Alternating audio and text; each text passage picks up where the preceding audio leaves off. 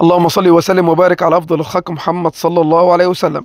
النهارده هنقول لكم على موعد مباراه نادي الاهلي وبالميراث، المباراه الثانيه في دور المجموعات في كاس العالم للانديه. النهارده الخميس 19/6/2025. النهارده باذن الله موعد مباراه الاهلي وبالميراث. المباراه ان شاء الله الساعه 7 مساء بتوقيت القاهره والسعوديه. المباراة النهارده هتتذاع على 3 قنوات بإذن الله: قناة MBC 1 وMBC 2 وMBC أكشن.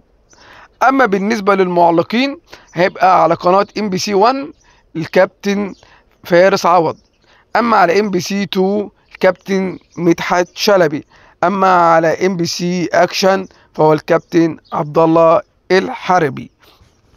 اما بالنسبه لتشكيل نادي الاهلي، طبعا النهارده في غيابات عن النادي الاهلي، 3 لعيبه غيابات مؤثره على النادي الاهلي بسبب الاصابه، هو امام عاشور وطاهر محمد طاهر واحمد نبيل كوكا.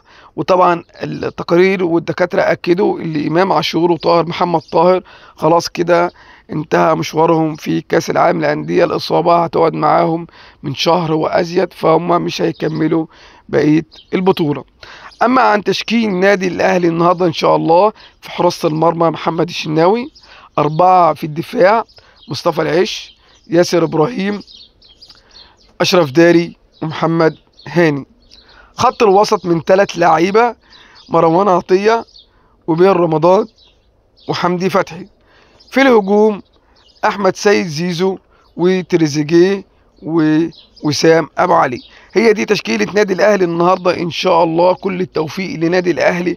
النهارده الاهلي هيلعب بتشكيله دفاعيه شويه. طبعا انتوا عارفين فريق بالميراث البرازيلي فريق قوي جدا، واديكوا اتفرجتوا عليه في ماتش بورتو.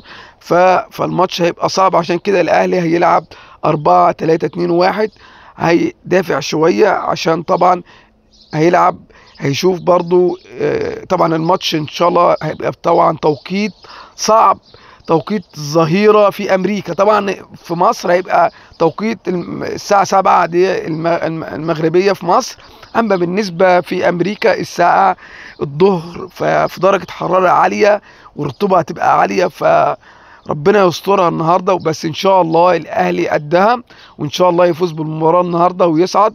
لو فاز النهارده يبقى عنده 4 نقاط، وان شاء الله يصعد لدور ال16 ويقابلوا المجموعه الثالثه الصعبه. ربنا يسترها على النادي الاهلي، بس باذن الله الاهلي قوي وباذن الله يعدي هذا المرحله باذن الله. بس الرك النهارده يفوز على بالميراث باذن الله ويمتلك 4 نقاط، وان شاء الله يصعد لدور المجموعات.